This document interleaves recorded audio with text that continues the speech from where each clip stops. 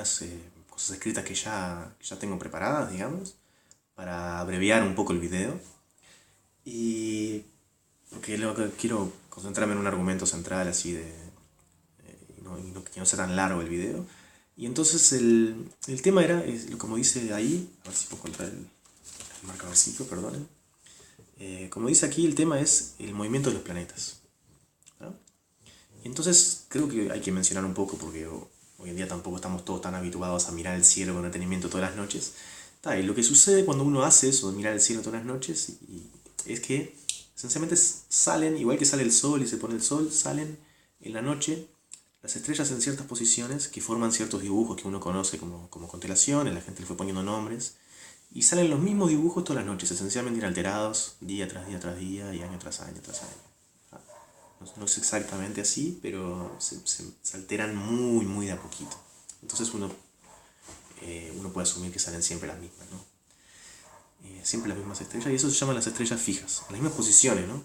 Entonces tenemos las Tres Marías, tenemos Orión, tenemos las diferentes constelaciones, ¿no? No conozco mucho yo.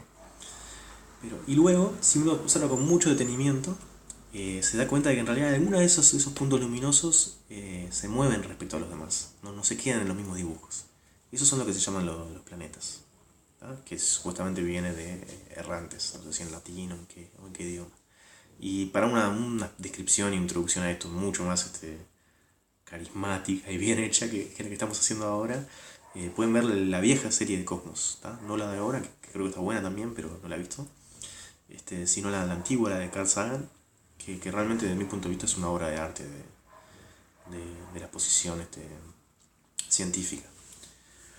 Y, y bueno, y los planetas entonces nosotros vemos a ver siempre las mismas constelaciones, pero sobre esas constelaciones se ven algunos puntos luminosos que si uno mapea su trayectoria noche tras noche tras noche, ve que recorren sobre el trasfondo de las constelaciones, ¿no? Ignorando esa rotación que hacen todos, que salen y se ponen. Dibujamos las constelaciones y sobre ese fondo podemos dibujar la trayectoria que hacen estos planetas, y son trayectorias súper complicadas, ¿no? Quería mostrarles un dibujo que ilustra la trayectoria de Marte, creo que sobre la constelación Aries, por lo menos en algunos de estos dibujos, y hacen unos bucles, ¿no? O sea, no van siempre a la misma velocidad, y a veces frenan y pegan la vuelta, van para atrás, etc.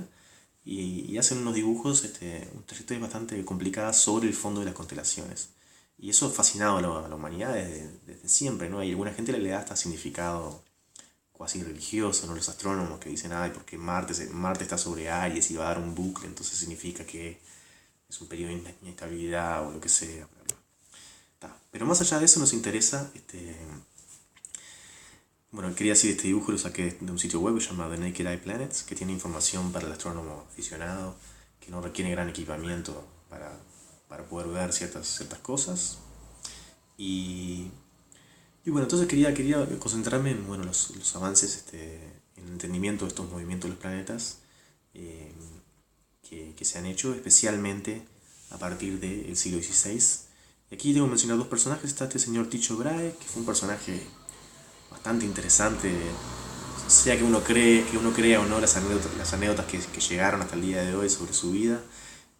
Bueno, se sabe que se batió a duelo y perdió la nariz. En alguna de las versiones se batió a duelo con alguien en una disputa de borrachos sobre quién era el mejor matemático, aparentemente. Perdió la nariz y usaba una nariz de metal. Eso es un hecho histórico, porque creo que el cadáver fue exhumado un par de veces. Y bueno, se sabe eso, que usaba una nariz de metal.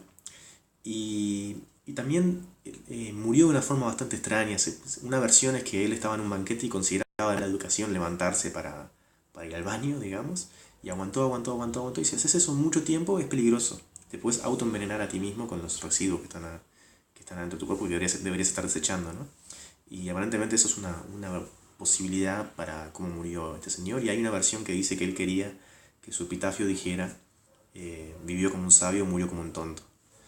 Pero más allá de eso, fue un gran astrónomo, porque uno de los aportes que hizo fue medir con mucha precisión esas trayectorias de los planetas, y que, bueno, en la antigüedad se solía tratar de describir esas trayectorias usando el modelo con la Tierra en el centro del universo, las estrellas fijas sobre una esfera bien lejana que está rotando, y en el medio estos planetas orbitando de alguna manera.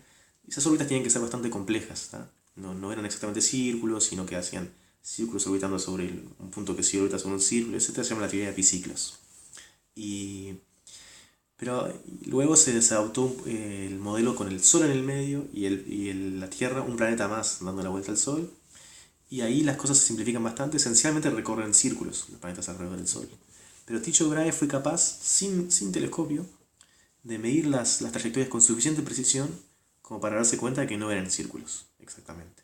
Que la trayectoria de Marte no es bien aproximada por un círculo. Los demás planetas sí, esencialmente recorren círculos alrededor del Sol, pero en Marte no tanto. Y él sin este telescopio, o sea, yendo desde esta piedra, el ángulo que forma este planeta con aquel cerro es tanto, y ahora me muevo hasta allá y mido de vuelta, y triangulo y hago cuentas, con esa metodología, bastante impresionantemente, consiguió determinar las posiciones de los planetas con suficiente precisión para darse cuenta que con Marte había algo raro.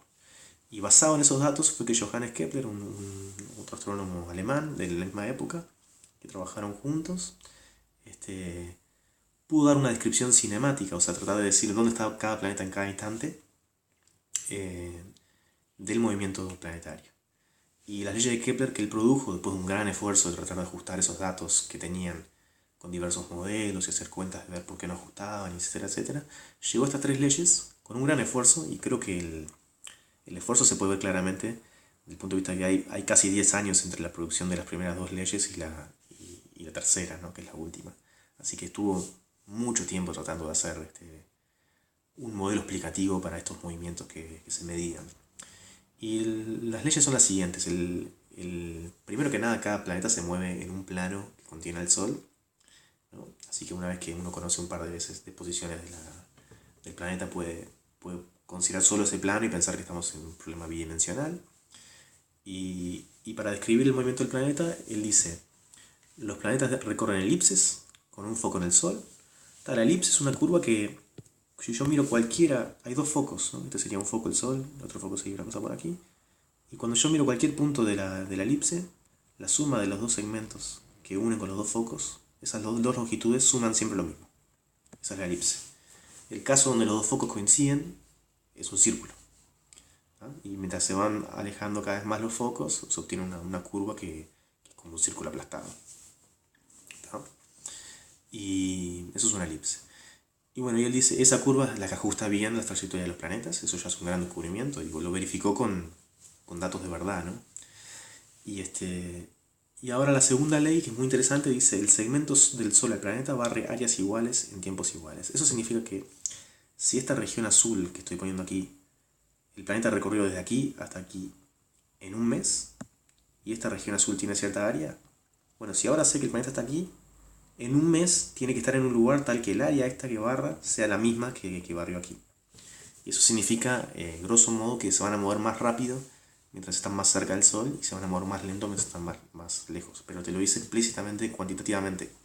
O sea que si uno conoce la elipse y conoce que en un momento estaba aquí y un mes después estaba aquí, puede calcular esta área, y ahora sabiendo que está aquí, saber que dentro de un mes dónde va a estar exactamente, en el lugar tal que el área esta va a ser igual a esta. Imagínense la cantidad de cálculos que tuvo que hacer para verificar que esto realmente ajustaba los datos.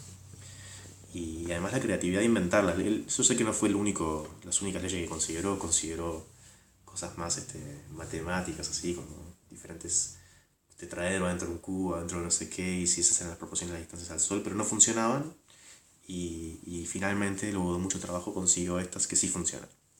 Y la tercera ley, que le llevó unos cuantos años más, lo que dice es cuánto dura el año en el planeta, cuánto se demora en recorrer toda la órbita.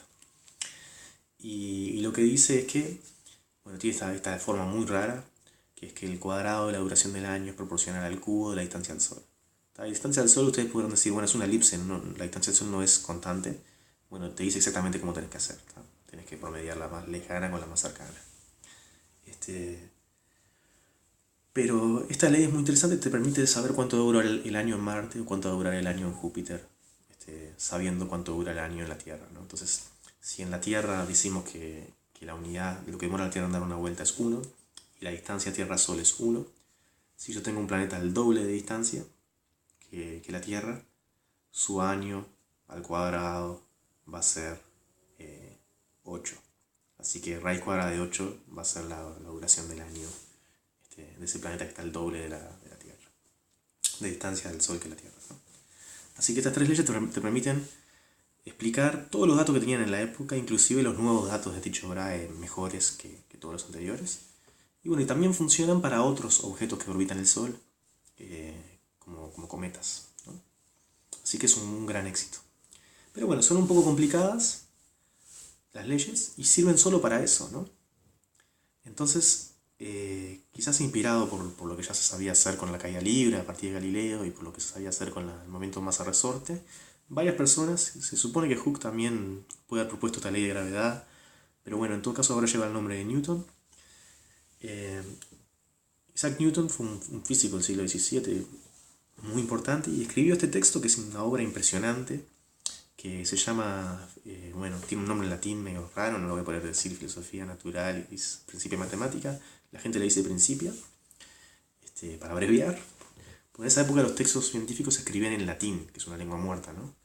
Y creo que hoy en día mejoramos un poco, por lo menos usamos lenguas que hay gente que la habla como lengua materna, ¿no? Generalmente se suele usar más que nada el inglés, pero también hay otros idiomas que se usan en la publicación científica, predominantemente el inglés. Y uno podrá decir, bueno, ¿por qué no español? Que hay mucho más gente que habla español que inglés, es cierto, hay 400 millones de hispanoparlantes, pero bueno, por lo menos es una lengua viva, ¿no? No escribimos en latín, que sería una molestia. Aprender latín solo para eso, no sirve para nada más. Pero bueno, en este texto Newton hace un trabajo muy, muy impresionante de analizar a partir de una descripción dinámica, poder predecir las leyes de Kepler y explicar muchas cosas de una forma unificada. Y realmente es muy difícil de leer, es un trabajo muy, muy importante y difícil. Y también es un poco, para mí, un poco el nacimiento del cálculo como un área de la matemática ya como consolidado, porque lo que se puede hacer con estos métodos es algo que realmente es impresionante. Y bueno, entonces, ¿qué es la descripción dinámica que él da? Bueno, da la siguiente ley de gravedad, que de vuelta, quizás haya habido otras personas que propusieron la misma ley y Newton se la apropió, eso puede haber pasado o no, pero el hecho que es una ley muy, muy interesante, y lo que dice es, imaginemos que cualquier par de objetos que haya en el universo se atraen con una fuerza que es, la fuerza con la que atrae un objeto al otro es igual a la que el otro atrae al uno, digamos, ¿no? Son iguales y son atractivas, apuntan hacia el otro objeto. Y la magnitud de la fuerza es una constante, que eso es algo que depende de tus unidades de medida, ¿no? Si usas metros es diferente que si usas pies o lo que sea. O sea que la constante esa no es muy importante. Y lo que sí importa es que tiene magnitud que es proporcional al producto de las masas dividido la distancia entre las cosas al cuadrado, ¿no? Y tiene una primera observación muy importante sobre esta ley de gravedad universal que alguna gente le llama, es que la aceleración de uno de los objetos no depende de la masa de ese objeto, solamente depende de la masa del otro y de la distancia entre los dos objetos, ¿no? Y entonces eso es coherente con lo que se sabía sobre la caída libre, que en la superficie de la Tierra 2 kilopapa y 1 kilopapa caen con la misma aceleración, ¿no? La descripción esa de Galileo de la caída libre. Y el caso de la caída libre para objetos cerca de la superficie de la Tierra, bueno, esos 10 metros por segundo que uno decía, por segundo al cuadrado, digamos, que era la aceleración de un objeto en caída libre en la superficie de la Tierra, uno lo puede pensar que es la constante aquella de la gravitación universal veces la masa de la Tierra dividido el radio de la Tierra. Perdonen que no se ve el radio de la Tierra. Dividido el radio de la Tierra, ¿no? Entonces te dice que este modelo de gravitación universal explica los experimentos a nivel de la superficie de la Tierra y los refina, porque te dice que en realidad la aceleración no es constante en todos los lugares de la Tierra, sino que uno lo ve constante porque la distancia del centro de la Tierra es casi que la misma, 100 metros más, 100 metros menos, no va a cambiar nada.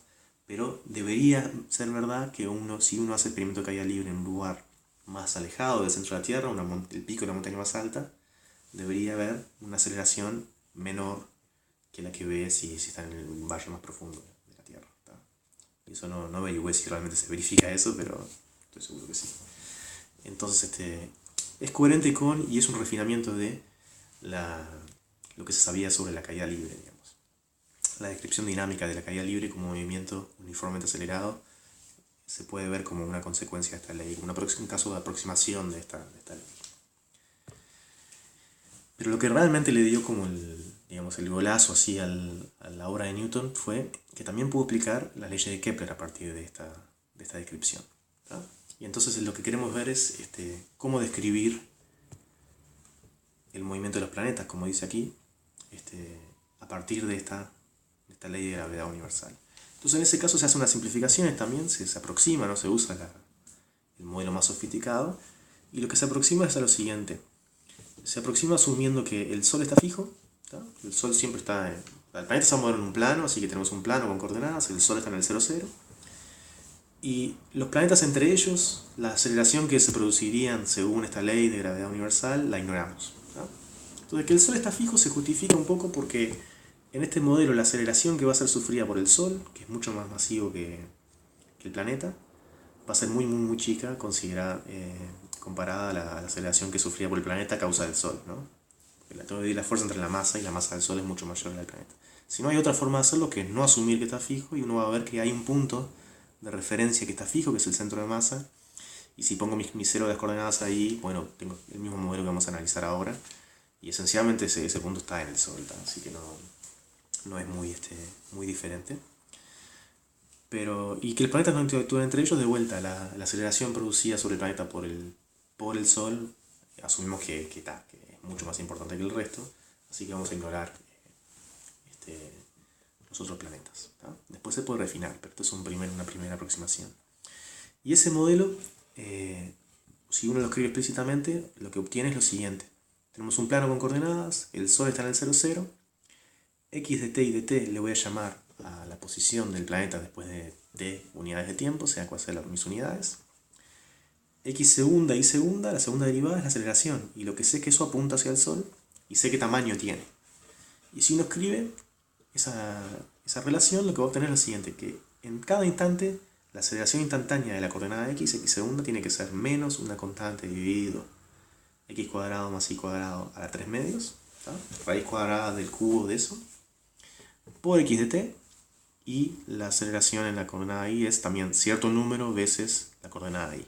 ¿Tá? Cierto número negativo veces la coordenada x y cierto número negativo veces la coordenada y es la aceleración de esta curva que uno quiere conocer, que uno está describiendo dinámicamente. En lugar de decir la curva, relacionamos su aceleración con su posición, y esta es la descripción dinámica de esas curvas. Y una cosa interesante, o sea, el gran éxito del principio fue que Newton logró, a partir de este modelo, explicar las 3 leyes de Kepler, cosa que ya es impresionante. Pero además hay otras soluciones que no son elipses, que son soluciones que son curvas que se acercan al Sol y luego se alejan para nunca más volver. Y ese tipo de soluciones también uno las observa cuando vemos entrar ciertos objetos al sistema solar. Podemos calcular usando este modelo y saber que nunca van a volver, que se van a ir para siempre. ¿Tá?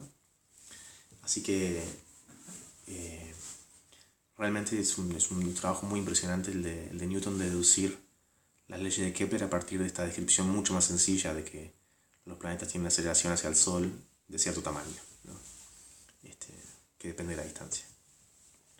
Así que bueno, vamos a tratar de demostrar cómo se dedujeron una de las leyes de Kepler, no todas, ¿tá? A partir de este modelo dinámico. Así que lo que queremos mostrar es lo siguiente. Le llamamos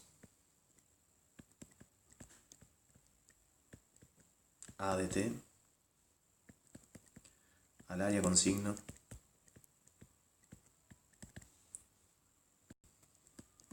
barrida por el segmento de 0, 0 a x de t y t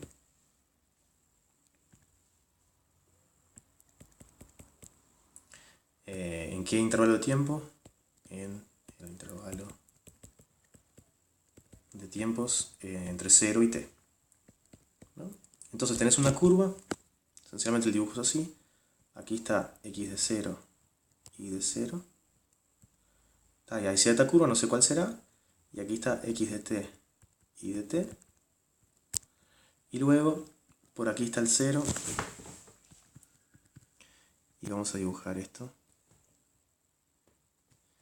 Y esta área es a de t. Y va a ir con signo positivo si se fue de x de 0 a x de t, x de 0 y de 0 a x de t y de t antihorario, y con signo negativo si se fue horario, ¿no? Yo quería poner esto de colores, pero acá una A. Vamos a poner esto de color verde, yo qué sé, o de color...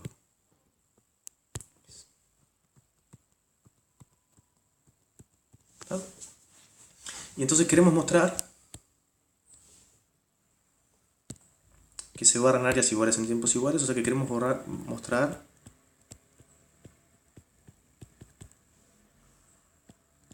que A' de t, ¿no? La velocidad a la cual se barre área es constante.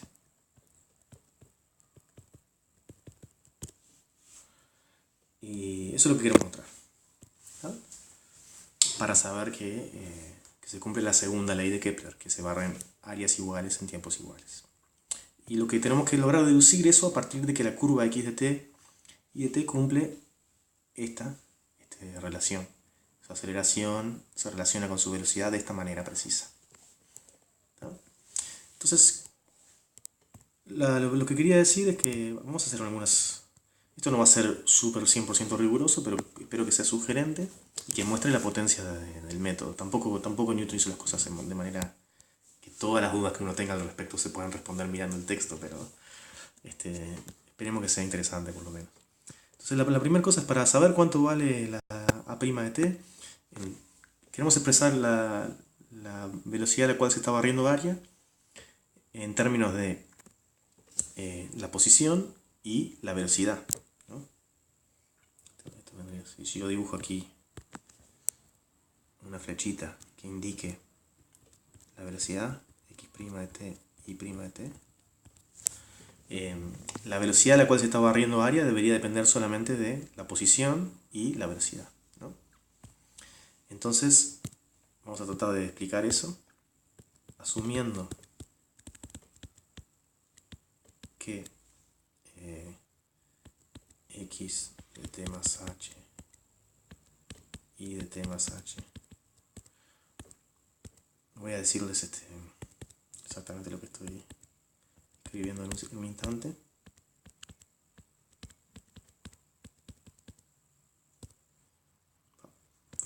¿Por qué me pasa eso?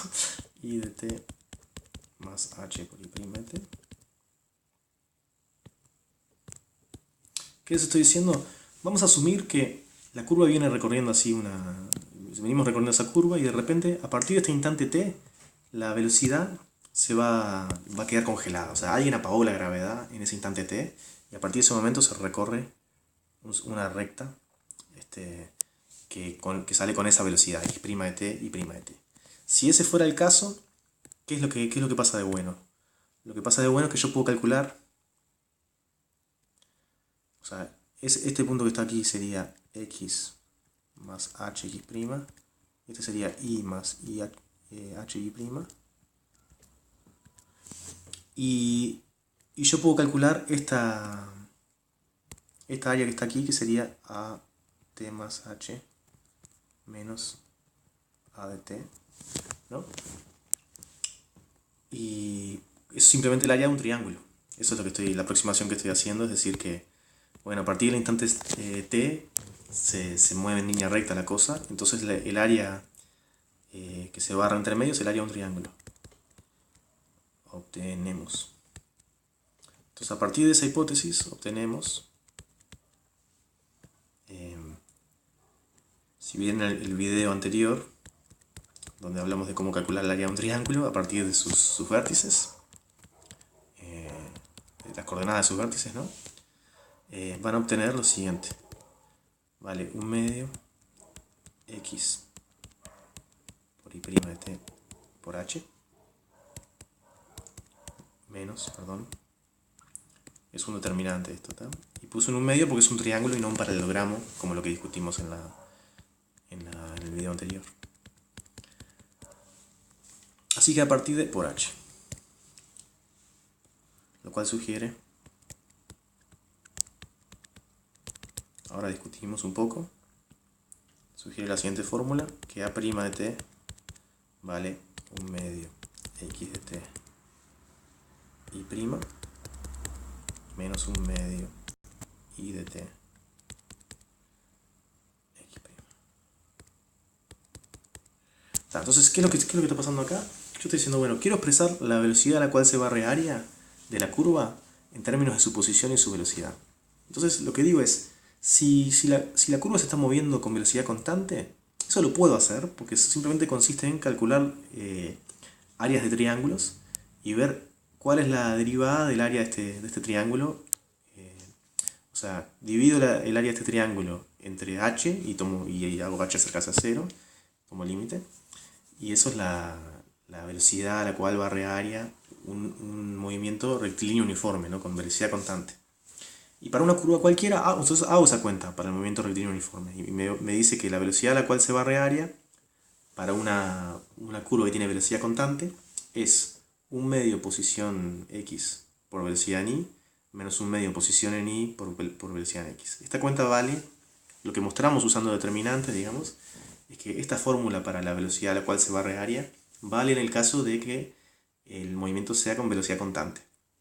Y ahora para una curva cualquiera que no tiene velocidad constante, lo que estamos diciendo, que no estamos justificando 100%, es que la misma fórmula vale. Si uso la velocidad instantánea y la posición de la curva y aplico esta misma fórmula, eso me da la velocidad a la cual se está barriendo área en esa curva. Solo que ahora, claro, ambas cosas cambian, la posición y la velocidad. ¿Está? Esa es el punto de partida que vamos a usar, es esta fórmula. Para la velocidad a la cual barre área una curva en el plano. ¿Está? Y la justificamos más o menos. Puse sugiere, no puse demuestra, ¿no? Pero bueno, espero que eso, que sea sugerente, que uno se lo pueda reflexionando un poco para decir si me convence un poco. Entonces con ese punto de partida,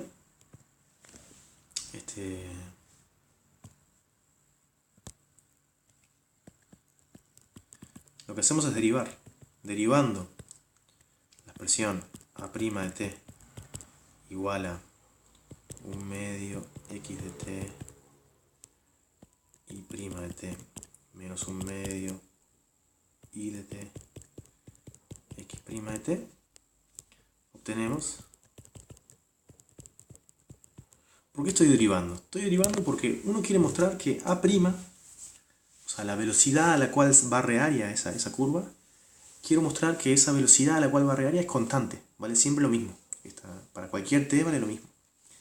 ¿Y a partir de qué quiero deducir eso? A partir de que se cumple esta descripción del movimiento, ¿no? Que la aceleración y la posición se relacionan de esta manera muy específica. Entonces, para mostrar que a' es constante, lo que puedo hacer es derivar y ver que la derivada vale 0.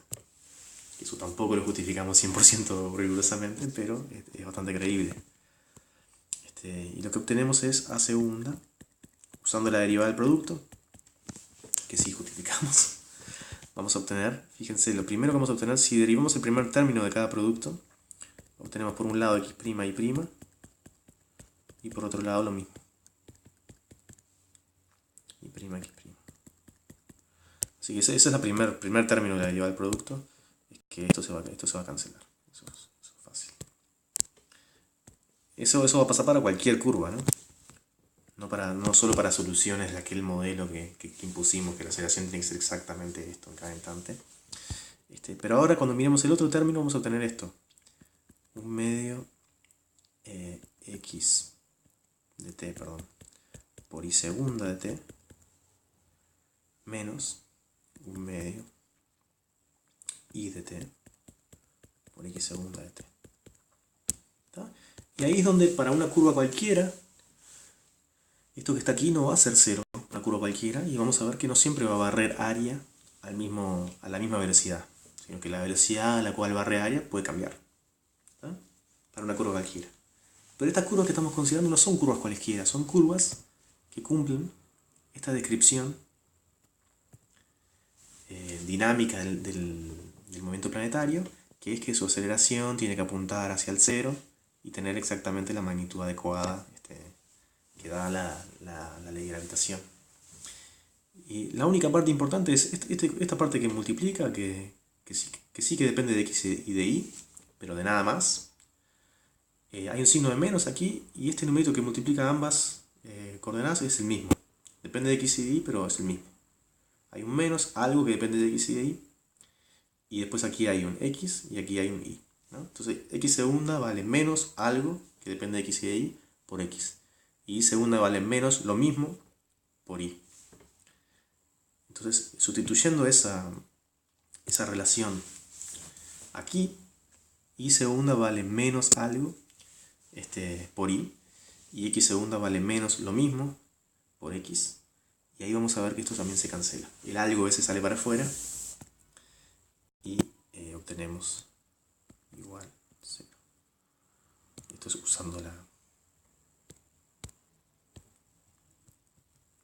usando x segunda igual a menos algo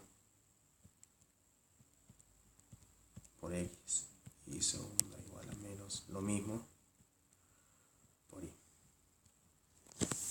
¿No?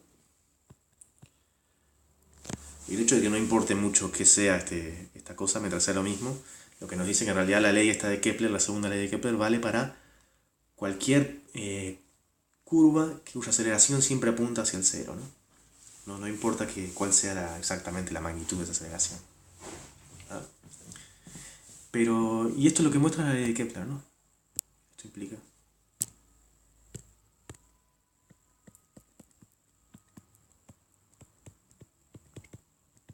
que mis trayectorias x de t y de t, que la única descripción que di de ellas es que su aceleración apunta hacia el Sol y tiene cierta magnitud específica, cumplen la segunda ley de Kepler. Barren áreas iguales en tiempos iguales. Ley de Kepler. Y esto creo que amerita varias exclamaciones. ¿No? Entonces, esto es el gran éxito del principio de Newton, el principio de Newton. Lo que él está diciendo es que con la misma ley, ¿no?, de gravedad universal, de gravitación universal, que es esta que está aquí, uno explica los experimentos que suceden en la superficie terrestre cuando tira un proyectil y describe un arco de parábola, y todos los objetos, sin importar si es 1 kilo de papas o 2 kilos de papas, son acelerados con la misma aceleración cuando caen de la torre inclinada a Pisa, supuestamente.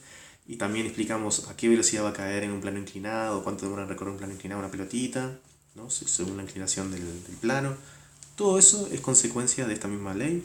Cuando aproximamos que la distancia al centro de la Tierra es la misma, es constante, y con esa aproximación, esta ley da todos los experimentos de caída libre que uno conocía y de planos inclinados. Y luego, para ¿cómo se dice? El movimiento planetario, uno hace la siguiente aproximación. Asume que el Sol está fijo y simplemente el planeta se mueve en un plano, y decimos que la curva que recorre, su aceleración apunta hacia el Sol y tiene la magnitud inversa al cuadrado de la distancia al Sol. ¿Tá? Y con esa aproximación, la ley de gravitación universal nos permite mostrar que se cumple la segunda ley de Kepler, deducir a partir de esa descripción súper simple la segunda ley de Kepler. No solo la segunda, sino las 3 leyes se pueden deducir de esta manera, pero se requiere más. Digo, el principio es un texto difícil a causa de que las otras leyes son difíciles de verificar. Pero se puede. Y eso ya es totalmente remarcable, ¿no? Que uno puede, a partir de esta descripción tan sencillita, unificar y deducir tanto los experimentos sobre proyectiles y caída libre en la superficie de la Tierra y planos inclinados, como las 3 leyes de Kepler para el movimiento planetario, que fueron difíciles de producir. Todas son consecuencia de usar esta ley de gravedad universal en diferentes situaciones con alguna aproximación. Y no solamente eso, sino que Estas mismas leyes nos permiten saber cuando entra esta misma descripción, digamos, nos permite saber cuando entra un objeto al sistema solar, saber si está orbitando la Tierra, ¿no? Como el cometa Halley, que vuelve cada 70 y pico de años, este, o si está viniendo por una sola vez y se va a ir y nunca más va a volver, ¿no? Utilizando porque las ecuaciones de esta aproximación de Newton, digamos, tienen otras soluciones que no son solamente las elipses, tienen movimientos que recorren curvas que se llaman hipérbolas o parábolas y que pasan una vez cerca del Sol y nunca más y se van, ¿tá? Entonces predice algo nuevo, no solamente verifica la ley de Kepler. Y pasó algo mucho más impresionante todavía que todo esto que estoy diciendo, que es que bueno, se descubrió un planeta nuevo a partir de usar esta ley, el descubrimiento de Neptuno.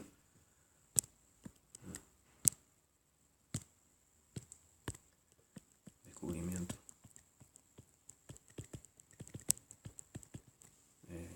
Creo que de Neptuno, si no me equivoco. ¿Está? Y aquí me olvidé de anotar qué nombres tendrían que estar asociados a este descubrimiento. A ver si. Creo que directamente no lo anoté. Pero bueno, lo que sucedió fue lo siguiente: se vio que alguno de los planetas del sistema solar, no estoy seguro cuál tampoco, qué desastre en esta preparación, pero creo que no tenía pensado decir esto y ahora se me ocurrió que es demasiado bueno para no decirlo. Se vio que algunos de las trayectorias de los planetas no cumplían exactamente con estas leyes de Kepler, ¿no? Y la ley de gravedad de Newton, lo que alguien se planteó fue, bueno, asumamos que en lugar de esta aproximación donde lo único que juega es el Sol, asumamos que está jugando el Sol y también algún otro planeta que está pasando cerca de este, y por eso vemos que la trayectoria no cumple exactamente con esta aproximación donde lo único que influye es el Sol. Asumamos que hay un segundo planeta que pasa cerca del que yo estoy viendo que no cumple con estas leyes de Kepler, ¿tá? Y ahí hay que hacer unas cuentas muy difíciles, que la verdad no me imagino mucho exactamente cómo se hacen. La posibilidad de hacer estas cuentas está descrita también en el principio, bueno, si algo no cumple la ley de Kepler, asumir que está perturbado por otro planeta y tratar de saber exactamente dónde puede estar ese planeta. Y alguien hizo esas cuentas y predijeron, bueno, el planeta debería tener tal masa y estar en tal posición. Y ahí le dijeron a la gente de los observatorios de mirar para esa dirección del cielo en cierto momento donde iba a ser visible, y se verificó la existencia de un nuevo planeta a partir de que uno de los planetas no cumplía exactamente con las predicciones de Kepler. Así que las leyes de Newton son la ley de gravedad de Newton, digo, es uno de los éxitos impresionantes así de este juego de la descripción dinámica, ¿no? Que es, en lugar de describir la trayectoria en sí, describir las fuerzas que la producen, sería un poco la estrategia, digamos. Y ha sido una estrategia súper exitosa, porque trayectorias muy complicadas pueden ser descritas por leyes que relacionan velocidad, aceleración y posición muy simples.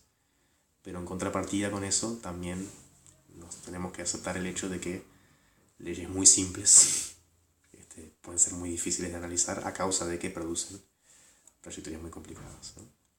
Así que con esto terminamos el video. Espero que sirva como siempre, que ayude a lo que puedan estudiar y aprender. El video anterior de que hablé sobre el descubrimiento de Neptuno sin dar ninguna fecha ni nombre, y entonces ahora hice los deberes, entonces un segundito busqué ahí Wikipedia, no sé qué, y les voy a decir que observando las perturbaciones en la órbita de Urano, con lo cual queremos decir, la órbita de Urano no cumple las leyes de Kepler, entonces, ¿qué está pasando? Perturbaciones en la órbita o trayectoria de Urano. Ese fue el motivo. Bueno, y ahí supuestamente hay un tipo en Inglaterra que también había hecho unos cálculos y estaba medio cerca de hacer lo mismo, o sea, de obtener el mismo resultado, digamos, pero no fue tan trascendente porque no fue el que y que su anuncio causó que se observara el planeta, ¿no? En cambio, este otro tipo, Urbain Le Verrier, que es un francés que vivía en París en esa época, creo que trabajaba en el Observatorio de París, que sigue existiendo como institución, este, fue el que hizo los cálculos y bueno, voy a poner acá Francia, siglo XIX, pero es una aberración un poco lo que estoy haciendo. Eh, a través de sus indicaciones de dónde apuntar los telescopios a qué hora, digamos, fue que se observó este señor que estaba aquí, Johann Gottfried. Déjenme ver. Gall observó el planeta nuevo, ¿no?